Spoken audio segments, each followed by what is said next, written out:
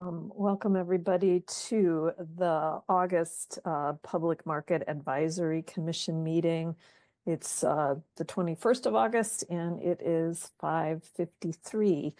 We'll call this meeting to order, and Stephanie, could you do the roll call?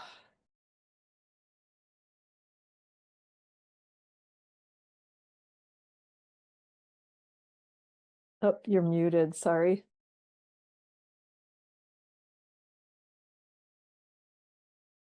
Sorry about that. Commissioner Hardy. Here. Commissioner Nemeth.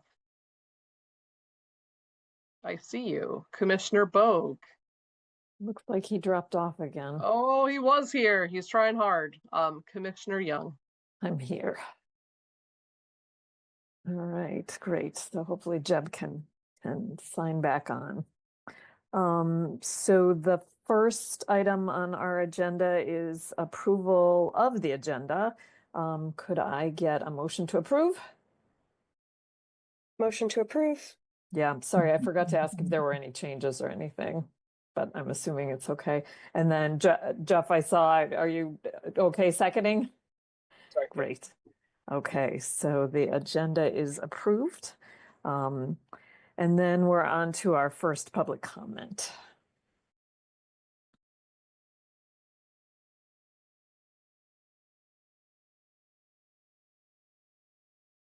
My computer's being a little bit sluggish. So if there's any members of the public that would like to participate, you may press star 9 to raise your hand.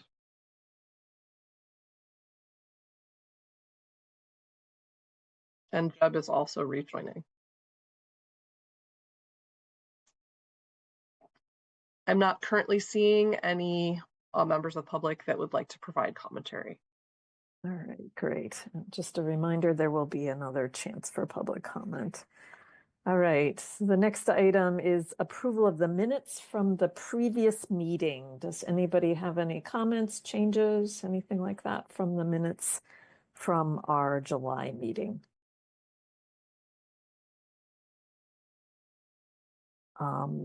Stephanie, I just found a few typos, so I'll edit those and just send them to you. I don't know why I got into editing mode today, but I'll just send them to you.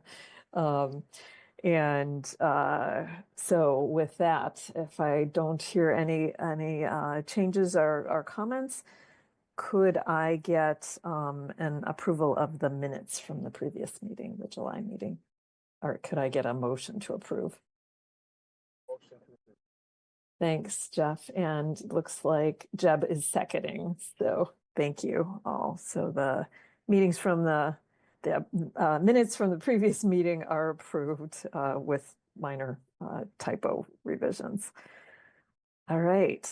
Now we are moving on to regular business. So Stephanie, if you want to go ahead and give us some general updates.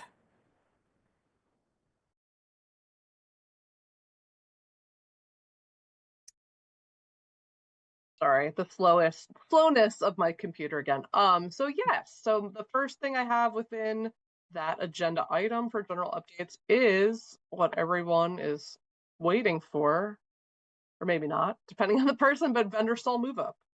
So we have picked a date this year where the vendors will be getting their seniority for those that are qualifying, and the other folks will have the capacity to get an additional stall if they haven't maxed out already, or potentially change stalls based on what's available.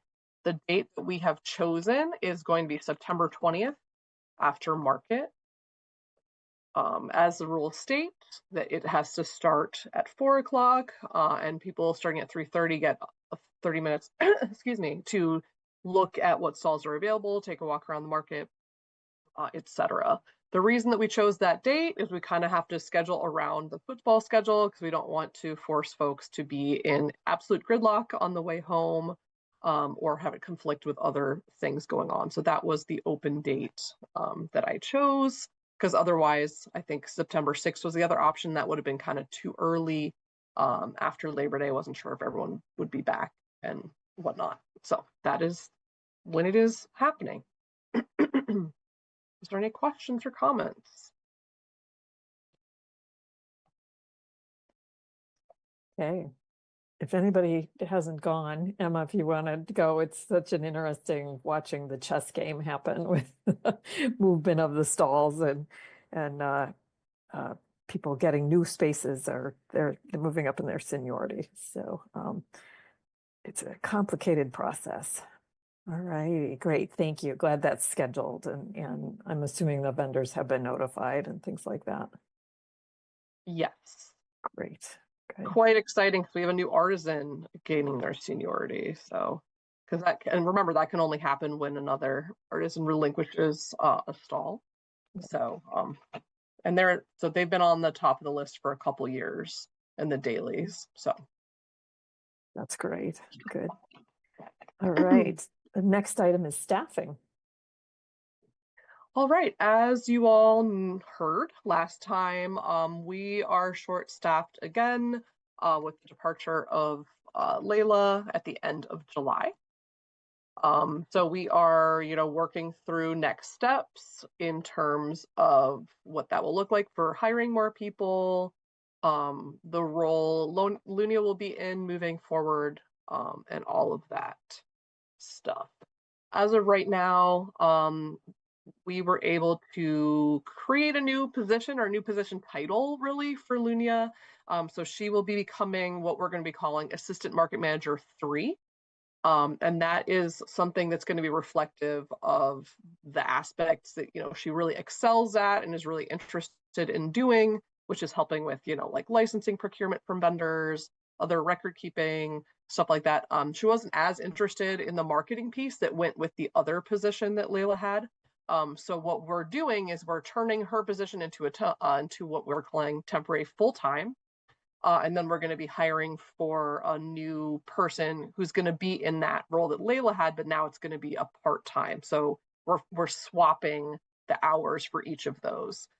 So that's a really great solution in many ways, because Lunia is wonderful and we want to retain her as long as possible. And it lets her sort of have more autonomy and more responsibilities in the areas that she really enjoys. And it gives us the opportunity then to get a more part-time person for like helping with the marketing and promotion and events and stuff. And in addition to that, Remy is also creating an additional part-time position for the market. So we're actually going to be hiring 2 29-hour max folks. And the other person, the idea really is for them to become the new inspector. They will also be able to fill in where needed, whether that's maintenance, whether that is just helping us on an event day. But that's really the idea behind that one. So we're probably going to hire for the first one first, the 29 hours. And part of that is just because that job description is already set, already been approved, can easily be sent out, whereas the other one will take a little bit more sign off from the city and from legal and stuff like that. So that is sort of where we are as of right now. I know that's sort of a lot of information. So if anyone has any questions or comments. It's exciting. Congratulations on working through a new position.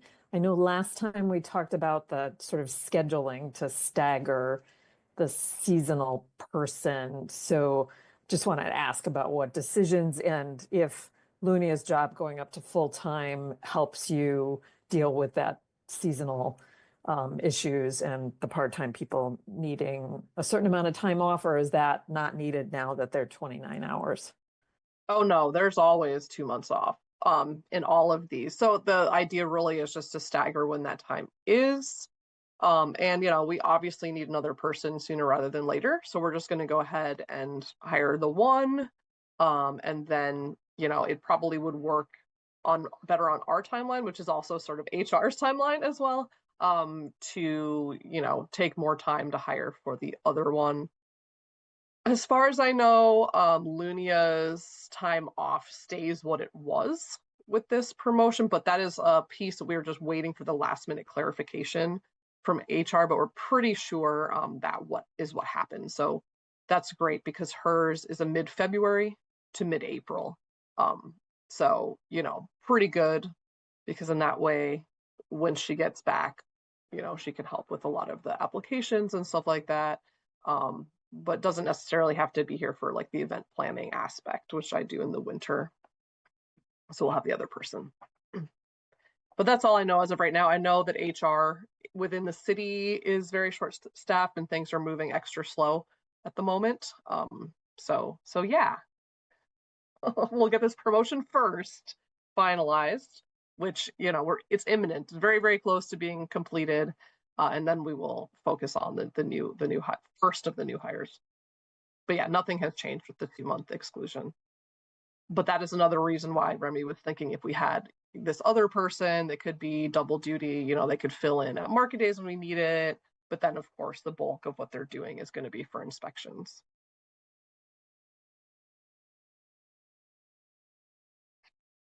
Any other questions? Okay, great. All right, the next item is marketing outreach and events. Great. Well, we had our August food truck rally last night. It went very well. The weather yesterday was a little strange. It sort of seemed like it was going to rain, although there was nothing in the forecast almost all day. And then it ended up being sunny at like, I don't know, 7:15 or 7:30, right before the food truck rally ended. So we had about 19 food businesses participating. We had one last minute cancellation of a truck that showed up but then had to leave because they couldn't get there was something wrong with their generator. And then we had another one that just canceled at the last minute and didn't show up, which is fine. We had still 19 businesses, as I said. 11 of those were food trucks, and excuse me, there was 8 food cart / pop-ups, depending on that. So I think it was really good. We brought in just under $1,000 in revenue for the market through rent last night in that event. But we've got 2 more coming up. September 15th, or yeah, I think it's September 17th, October 15th are the next 2.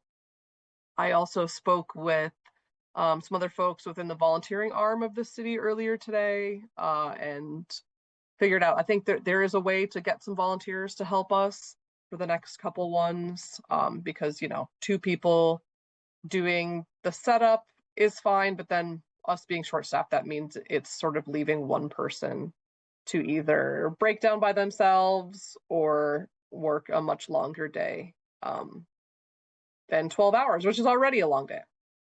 So that's what's going on with that. We also had a really great cooking demo earlier this month. Karen Wanza, who is a community member, she made excuse me, she made a low sugar peach jam with some Kapnick Orchard peaches. She also showed us how to can it. We had a few technical difficulties with the induction burners that we borrowed from OSI, actually. We were told that they had given us the right cooking pots. In fact, they did not work. So we pretty much just had to rely on a single electric burner. But the good news is I had already purchased a new one for us. It just wasn't getting there in time. But now the market owns a double burner infrared cooktop. So no issues. It doesn't have the same issues that induction has with having to have an iron-based cooking, like a pot or skillet or whatever. It can have anything. And it is also still very good in terms of electricity use. So that's happening. We've got one more. One of our prepared food vendors asked me about doing one potentially in October, so maybe we'll extend. Unclear. We did get a message from MIFMA that there was a little bit more money in the grant that they found, which was similar to what happened last year and the year before.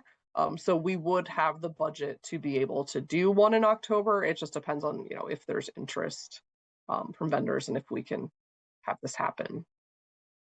In terms of other events, we are one of our partners on the local food festival, which is coming up next Thursday at Market. The Market's role is we're pretty much helping with the produce tasting, obviously logistical support and stuff like that. But you know, this is a heavy lift coming specifically from OSI and their staff, so they're going to be playing the main role, and we're just a supporting role, us and Argus. But I will be doing just like a short introduction about the market and, you know, all of those delicious, good food, local food things. But yes, that is coming up next Thursday. So if you're able to join us, it's 5 to 8 p.m. I know we do have some market vendors coming. For example, I know Shannon Brines will be giving some of the ground cherries from his farm to the tasting. And I know there's other peaches and tomatoes and things that they have lined up as well. So that is sort of, I think, that the short list of big events. Other events with the market is just on regular market days. We've had a lot of prepared food trucks, live music. We're pretty much booked solid with all of that until the end of October at the very least. So a lot going on. Same thing, community groups on Wednesdays. The symphony will be coming for the first of their 2 scheduled performances on Wednesday. It will be the brass quintet, which is backed by popular demand, and then they will be bringing their string quartet to a Saturday market in early September. So, and then remember, as in years past, they did a promotion where they gave out free tickets to folks using their food assistance at market, and they will be doing that again. We've been getting inquiries for months when the tickets would show back up, but they will be getting distributed starting next Wednesday once the quartet, or excuse me, quintet is here. So those are sort of big upcoming stuff. Does anyone else have any questions, comments, things that I may have missed? The partnership with the symphony sounds like a really lovely opportunity for the tickets and things like that. Yes. Yeah, we love them. It's wonderful. It's so generous of them to do this promotion. Anything else? All right, on to grants and research.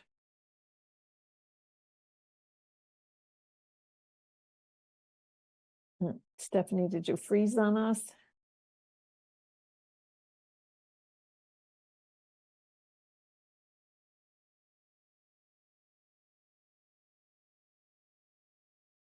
I think she did freeze on us.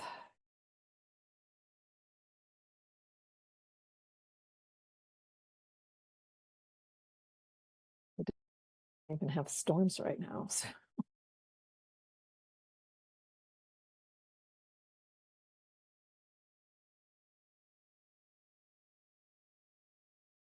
Oh, I guess I'm now the host, hopefully. And she'll work it back. Yeah, she'll work it back on.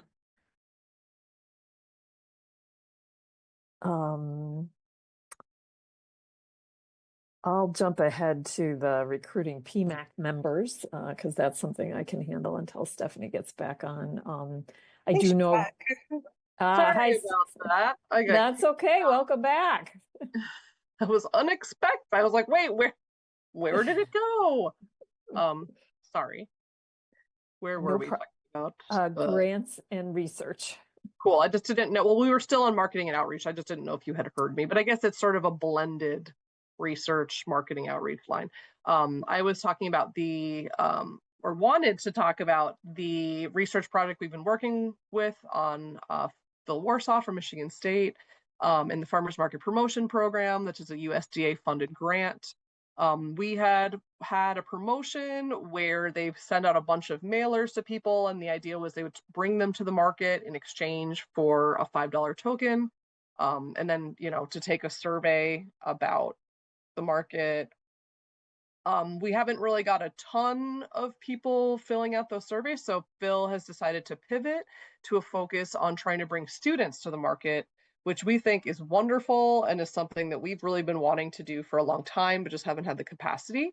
So the idea is on September 6th, him and his team will be putting up flyers in residence halls, dining halls, other targeted student locations. And the idea for that is to get students to come down and have them get $10 worth of tokens. So 2 of our wood tokens to spend at market.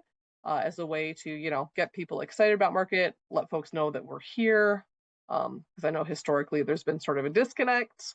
Students that really love food and ag know that we're here, but many other students do not. So that's something that's really cool, which, you know, was his idea, and I think it's great, because it's something we've talked about for a while and just haven't had the staffing to be able to do.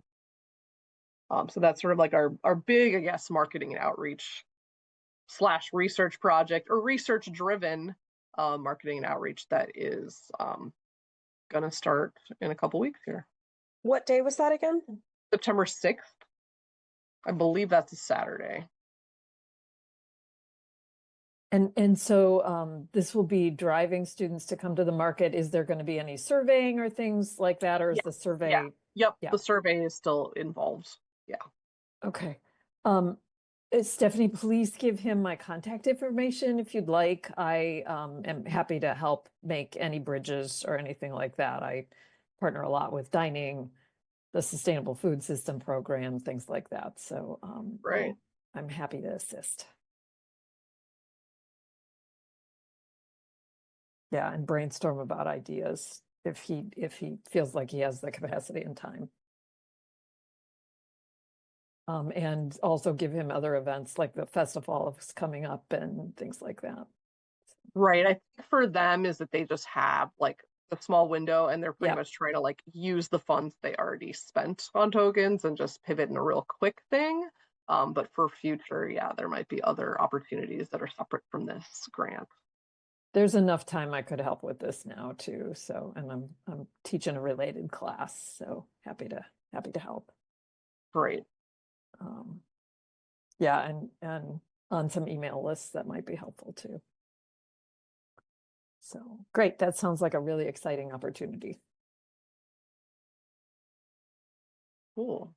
Well, then the only other real, or actually no, there's two more. One is that Michigan Farmers Market Association fundraising initiative has begun.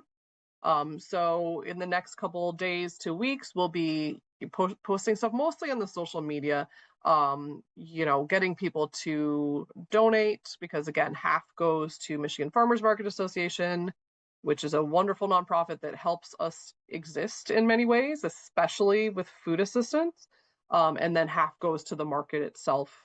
And, you know, we can designate it however we want to, but I think for us, you know, we really wanted to put it into marketing and events, because that is two places that we really need funding and don't really have much in those. But we'll see how much even comes through that initiative. So that's also still ongoing. It just began I think August 15th. And then the other one is for the grants, is I just wanted to confirm that we finally had our Fair Food Network Doublet Food Bucks grant closeout. All of that stuff has finally been processed due to many delays on both sides, both Fair Food Network and the city side. But we're good. Any questions?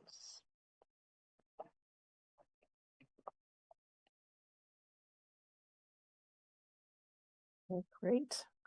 So we'll move on to the next item, which is recruiting new PMAC members. Yes, I don't have any news. I know that you did reach out again, but I have no news. I just put it on there. I reached out to the city, I think it was only yesterday, but just asking the mayor when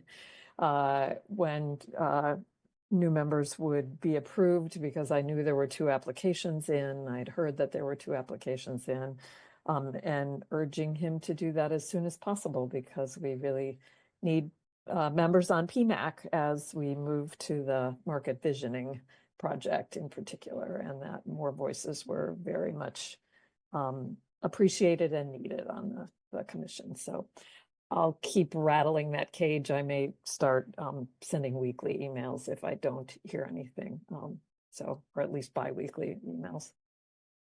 All right. So I know that there's 2 applications in, but you know, that we've got 3 openings. So please encourage folks to apply. And I also think this is vitally important because Jeff and my terms are up in May, and Emma, your term may be up as well. You have the option to reapply, but Jeff and I think, are at our term limits. So we need new folks on soon so they can get onboarded and be up to speed. All righty, great. Anything else on recruiting new PMAC members? I did send you all an email with the link in it. So great. All right. No, other than that, I've talked to someone who has submitted and, hasn't heard. That's Okay. Yeah. We'll keep rattling that cage. Thank you for letting me know. Thanks. And I haven't had a chance to look yet, but oftentimes, if you see if it's on the city council agenda or something, like, at least we would know that it's moving forward. That's what had happened with Jeb's, because I think his was scheduled and then they tabled it until like the next month or something like that. So another avenue to check as well. Right. All right. So then we are moving on to facilities repairs updates. Yes, everyone's favorite topic. So the good news is the demolition project is 99.5% complete. So that's really great news. What you ask yourself, what is that last portion? Well, we are still waiting for a better surface in the walkway area where the old office used to be. Because as of right now, I'm not sure why it ended where it did. But it's not easily traversable. There's large rocks there. I turned my ankle on it like just yesterday, just trying to get stuff out of the storage trailer. It is not accessible very easily for wheelchair users and other mobility devices. So I just heard from Adam yesterday that they're either trying to see if they can get somebody to do pavement really quickly, or if worst comes to worst, just have the city put some concrete down. So that would at least be, a more usable surface. We're still using it, but it would just be more pleasant to use.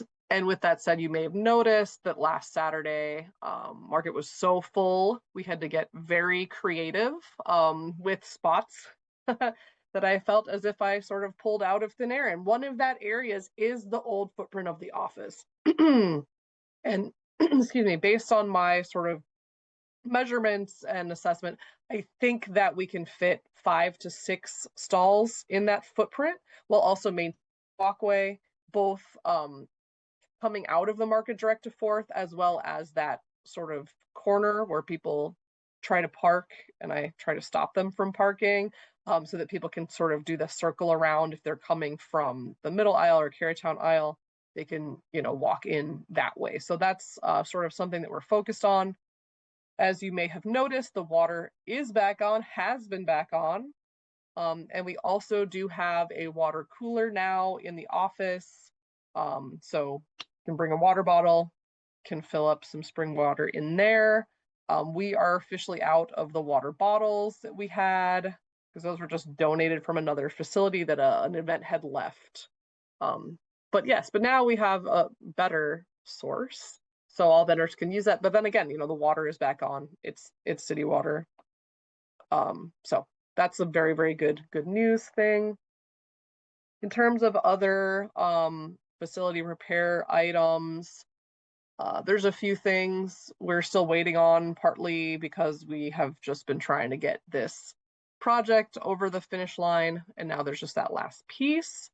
But Park Ops is really easy to fix things quickly if it's like a drain pipe that's hanging down or something that is dangerous, whereas other projects are probably still going to take a little bit longer.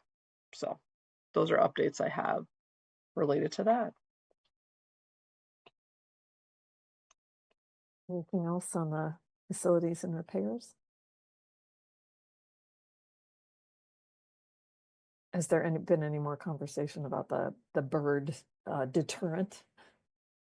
Yes, but I don't know the timeline.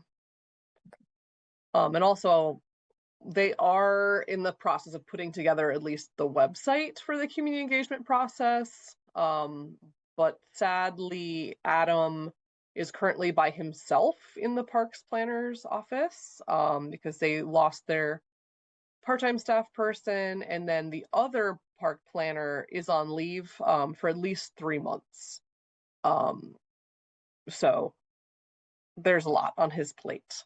But he is, the thing that Lori helped with before she left was that, they were putting together this website. They'd asked us for some pictures to put up. So other than that, I don't know the status, but that is some information that I do know. It did go out on the Engage Ann Arbor that the Oh, great. process is starting. So Wonderful. Wonderful. yeah, I've been trying to encourage people to just sign up to get emails about it so that they will be knowing. So as I said in my email to all of you, just encourage people to sign up, and it's really easy to sign up on the Engage Ann Arbor. You just get an email for it, and then you know what's going on, and you can sign up for specific projects. All righty, great. Anything else on facilities repairs updates? All righty, and now we are on to neighboring construction updates. Yes. So you may have noticed that there is a construction fence up next door at the MAVD property, the 303 Detroit Street. Not to be confused with the 330 Detroit Street, which is their other property across the street. So that went up a couple weeks ago. That went up almost like the same day, if not within days of our fence coming down. So we didn't really even get to enjoy being uncaged. But it seemingly hasn't really impacted people getting to market so much because the sidewalk is still open. It's just squeezed the entrance a little bit smaller. But that's going to be there for the duration. You may have noticed that they already started gutting that building next door. I don't really know much about timelines, but we continue to have conversations with Greg from MAVD about conflicts with construction workers parking. In the area, we had an issue, I believe 2 Saturdays ago, when there was construction folks trying to park in spots where vendors load in, and they were trying to park there at like 5:30 to 6 in the morning, obviously prime time. And I would believe it was 4 trucks or like 3 work trucks and a passenger truck. And I had to talk to them, and they were less than cooperative at first. But eventually I did get them to move, and I contacted Greg again immediately, telling him, hey, we really need to keep this area clear. And through a few back and forth emails, he said, okay, we're actually going to have the subcontractor tell people again. And it really, last Saturday wasn't that bad. So maybe there will be movement on this, but the people that I had talked to were somewhat combative, to say the least. They were saying things like, you don't own the street. And I'm like, but, and I know we're working on like signage, or Remy's working on signage that is better, that says like, no parking loading zone between the hours that we know that we need it during market. So that 5 to 7 a.m. piece. And then, like the 2 to 3:30 or 2 to 4 or whatever on the other side of it. But it's been obviously very frustrating having to explain to someone that we've been here since 1931 in this area, and like that's not enough to convince them that our vendors need to be able to access their space.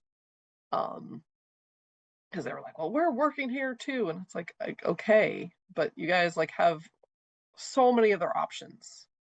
And I think they ended up going and parking inside the construction fence on the other side.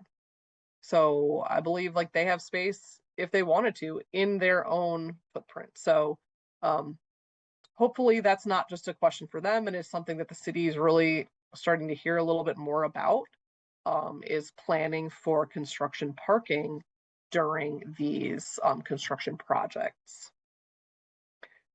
So, and who knows, it still remains to be seen about Braun Court. We have heard nothing. I'm not sure. I don't think it has been approved.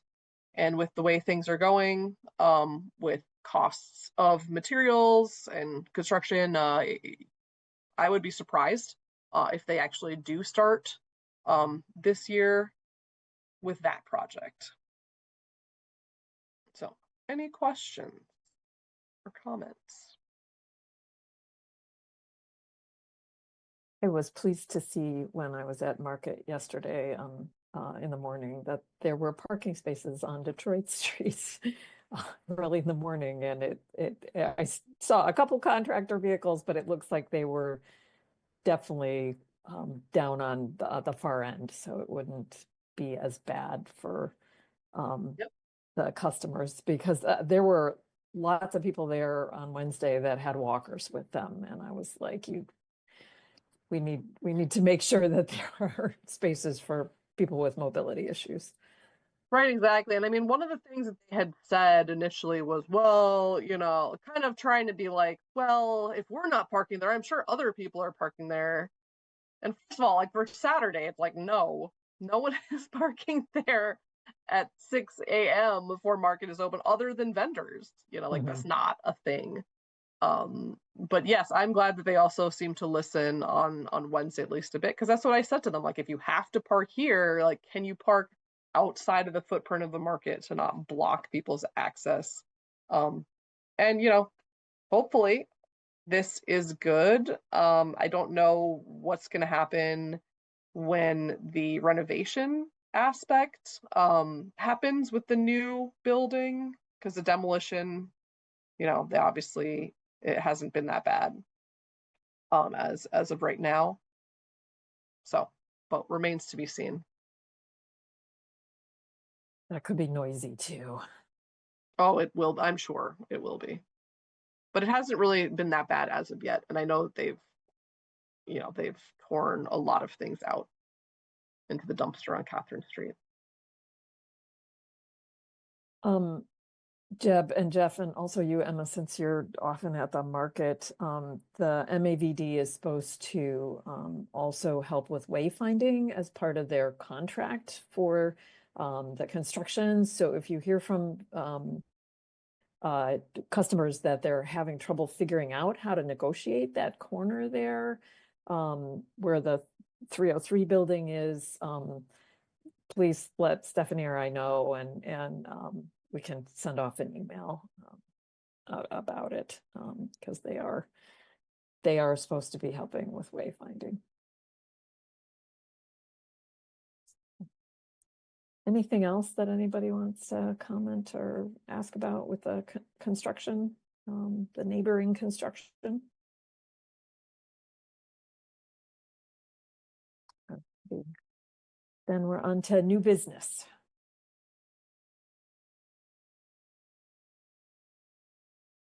Anybody have any new business? I do not. I have a small update from the producer only stuff. Yay. Cool. Sorry, I happy- should have put it on. I vacillated, but go ahead. It's okay. I should have added it and didn't. But yeah, so it's exciting that a position's being opened up. It'll probably be an inspector.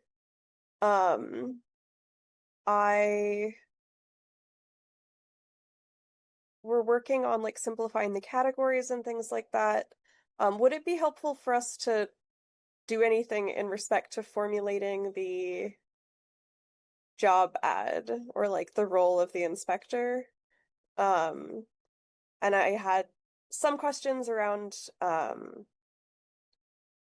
like what the policies are for enforcement.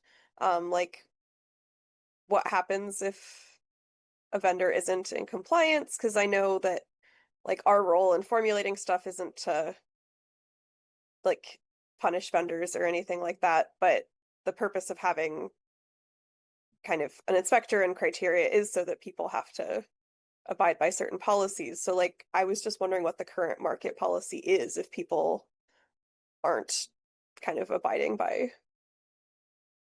the Yeah, producer. it's pretty strict. I mean, the rules basically say that if you're shown to not, to be selling that which you did not grow or make, like you get dismissed, like almost automatically. Even if my it's just like understanding. a partial amount of what people are selling or things like that. I Like- don't think it has. I don't think it matters. At least here, let me pull it up. But yeah, I don't think it depends on like a percentage or anything. I think it's at least the way it's currently written. Sorry, just give me 1 second to pull that up. But yeah, there's a whole section in the rules about inspections. Right. I guess I meant like I've read the part in the rules, but like I feel like we've talked before about like people who are kind of grandfathered in because they Right. were doing things, or like there are definitely vendors who don't meet the rules as currently written who are at the market, and kind of I think everybody knows that. And that seems to not be, in the same vein as it being super strict.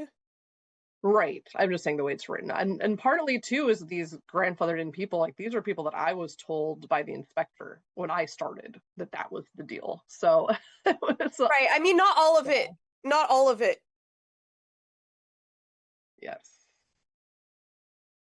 It needs clarification, and that's why we're doing this for sure. Emma, I think you froze. Oh, there we go. You've got your back now. So we missed the end of your comment, Emma, because you froze. I'm sorry. Oh, I think Stephanie was the one talking.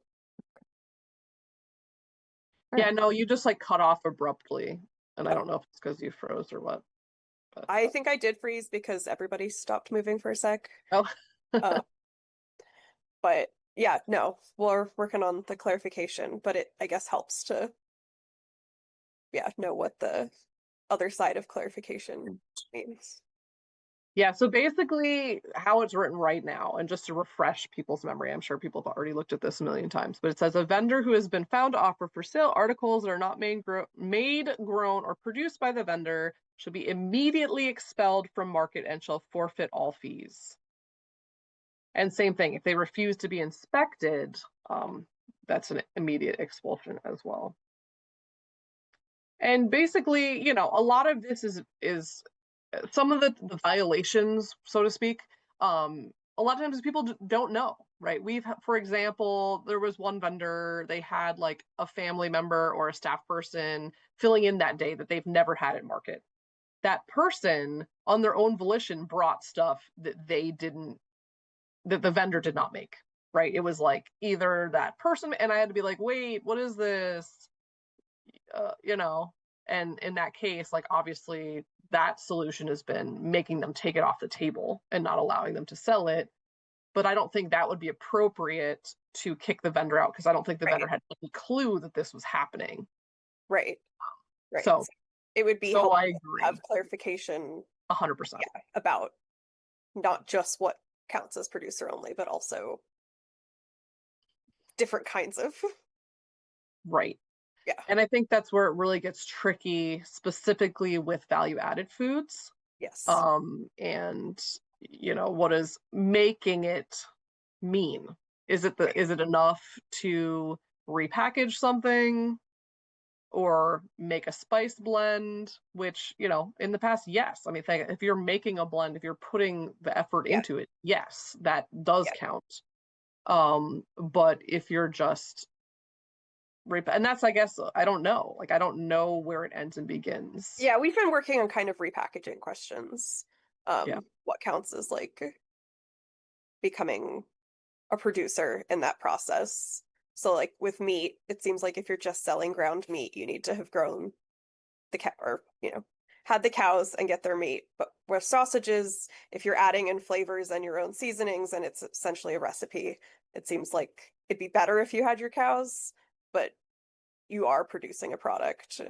Right. I mean, and I don't think that say. we should require that because again, like that would mean businesses like Strodex, like they couldn't sell half of the stuff that they make, because none of that is locally sourced meat or Right. grown I by mean, there's them. other questions I think about Scrodex and their relationship to being a stall, but Right. And I think that was the other thing that I personally took issue with in terms of like the interpretation before. There was like some clause that they had tried to put in, and this was never adopted, that somebody couldn't be a contractor.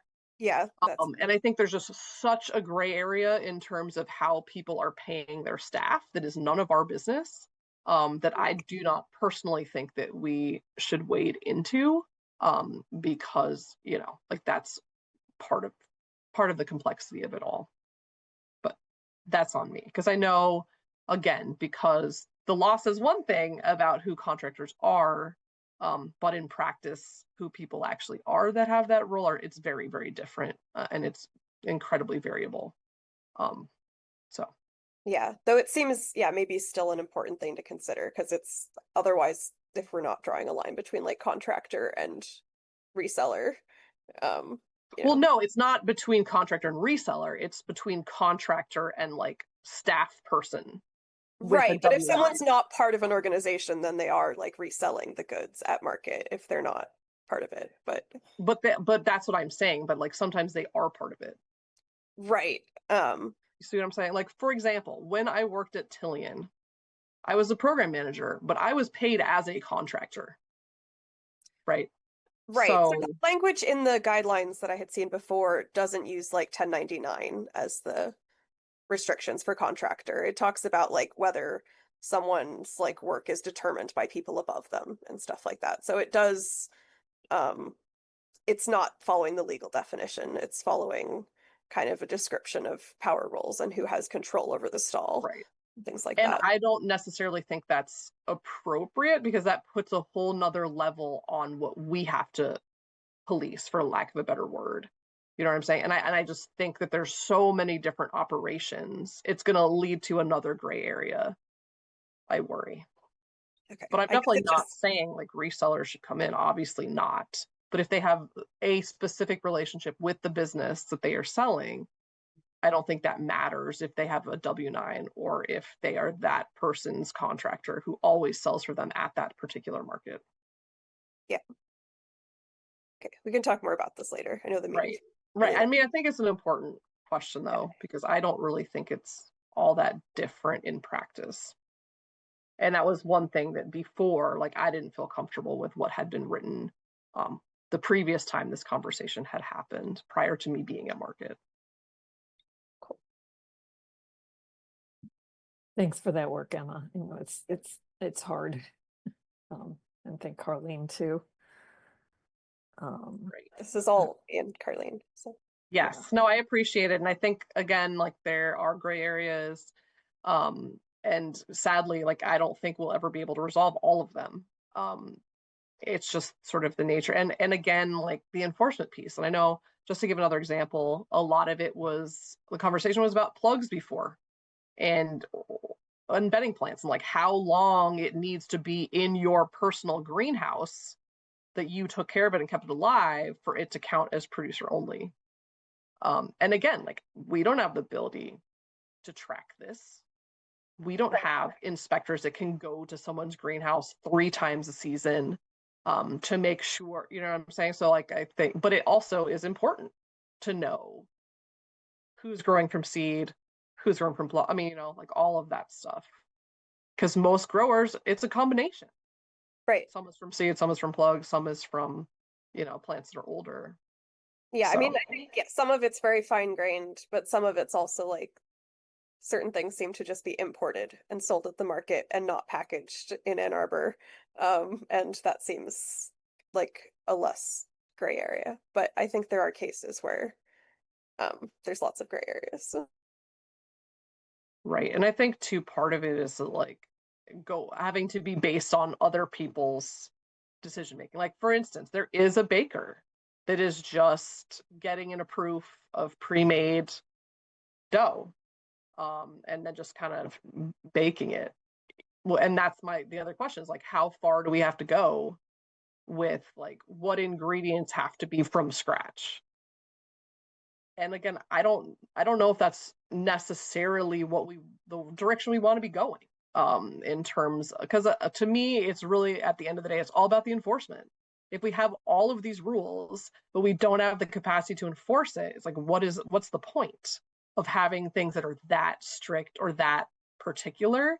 And I think, at least for me, like that's partly why some of this conversation, I don't want to say stalled out, because that's not really what happened, but that's sort of like where this conversation went in the last time, a couple of years ago, when other folks, had brought it up, especially that document where it Right. says like very specifically, like a beekeeper has to do like 3 of these 5 tasks. Right. I mean, I think You know. inevitably a lot of it will be at the market manager's discretion.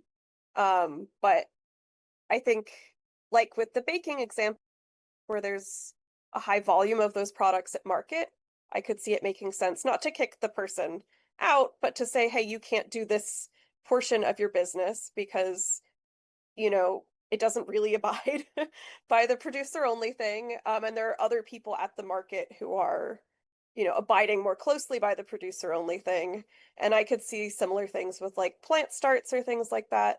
Like where there's an abundance of people who are putting more labor into producing it, having like a higher bar on something where there's competition, I guess, and people who are meeting that bar at different levels. Like, given that it will be gray areas no matter what, I think the market manager will always have discretion, but I could see that being reasoning for having not a cutoff on, say, ingredients, but recognizing that there's a spectrum and you want to promote a certain end of a spectrum for producer only, at least. But Right. And I think the other thing too is just making sure that vendors also follow the rules in terms of doing vendor updates, because that's the other thing is like, I try to look at everyone's product every day, but like, is that really realistic when we are busy as we were last Saturday? And if people aren't telling us that they have these things, or just, it's there and they're selling it and we didn't realize it, which doesn't usually happen, but for sake of argument, that's another thing that vendors really need to be aware that they have to like they have to run things by us. They can't just start bringing a new product out of the blue, which is how I think some of these, issues may have started prior to me even being here at the market. do you think vendors know that? Like, is there a communication issue between the market and vendors about the process for people bringing new things? I mean, hey, there's only so many things, only so many times I can be like, here are the rules, and talking to people directly about it in person, physically handing the forms to them. But a lot of times, and I shouldn't say a lot, sometimes there's definitely been issues where someone's staff person is like, oh, I was here, so I thought I would just put my setup over on this side of the table. And it's like, well, no. So unfortunately, like you can't do that. There's also been other confusing things where somebody was like, oh, well, we have a staff person that makes this tallow soap. How is this different than, and at first they weren't a staff person, I should say. And they were like, how is this different than us bringing our meat to a processor? And I had to explain that, like doing that processing at the USDA facility, that's actually required by law. The other one was a choice. And the way that we resolved it is that he made that person an actual staff member, and put them on the vendor update form, and we handled it that way. So I think we are always resolving things like this with or without an inspector.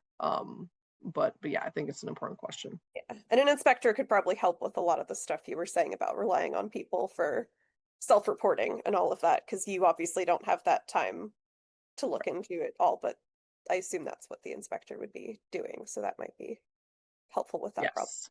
But just for all of those listening out in TV land, I am always looking. So I just wanted to throw that out there. I always at least try to take a look or notice things that are different. I try to be as observant as I can. But you're right. That was one thing the inspector used to do. She would do like a market day inspection. It wasn't just about going to the person's operation, it was also being at their stall during market itself. Cool. Yeah, thanks for, Sorry, I have thoughts. Great. Well, we'll look forward to seeing those guidelines whenever you're ready to bring them forward to get feedback from PMAC. So, other new business. Something that's carried over from my list from last time is our next in-person meeting. So Stephanie, you said that Adam and the planning folks at Parks is short-staffed. So, oh, sorry, you're muted. Yes, it is just Adam. He is the Okay. planning staff currently Yeah. at Parks. Right. So with that in mind, and also thinking about how busy it is for vendors over the next several months, I would like suggestions on when an in-person meeting would make sense. And again, this would be the third Thursday of the month.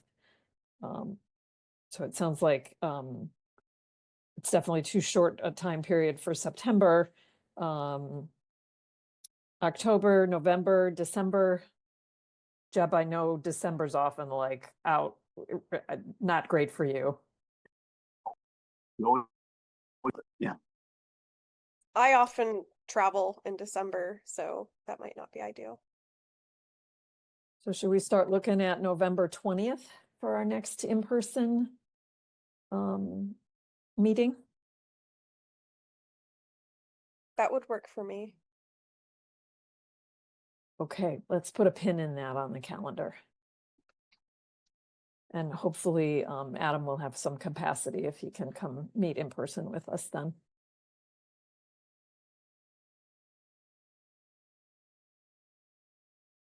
Anything else with new business?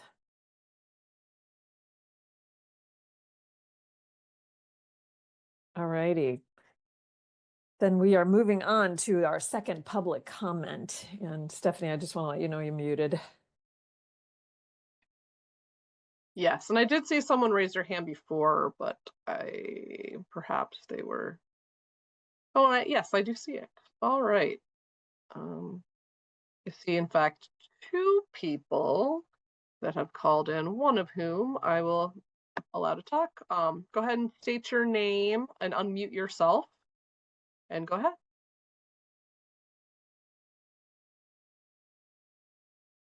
Hi. Hi, you guys. Can you hear me? Yes. Okay, this is Debbie Marks, senior vendor and Ann Arbor resident. I just want to thank everybody so much for caring about the market and giving your precious time to be part of this committee. Emma, thank you so much for your work. This is a huge job, getting to the bottom of producer only and inspections. It's what makes our market golden, old time, a true old time farmers market. I wish you had a team, because I think it would take, at least 2, maybe 3 people to cover all the aspects of this. It's just huge. And I want to thank you from all of us at the market for being a part of this. And thank you for looking out for us, Stephanie, with all the contractors we have to remind the city and the contractors, we are only in this spot for less than 24 hours a week. And we are such an asset to this city that when they advertise these high-end, high-rise $1 million condos, we are always mentioned within walking distance, near. We are always used as advertisement. And again, we're only there 24 hours a week. So they can just move over a little bit for a minute and allow us, this old traditional gym that they have, to let us conduct our business. But thank you all very, very much for your time. I appreciate it. All the vendors do, even though they don't say it very much. We all appreciate you. Thank you, and see you at the market.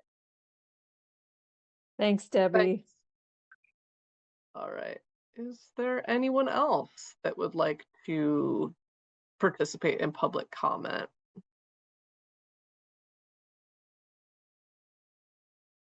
Oh, there's a little bit of a lag, so we'll just see.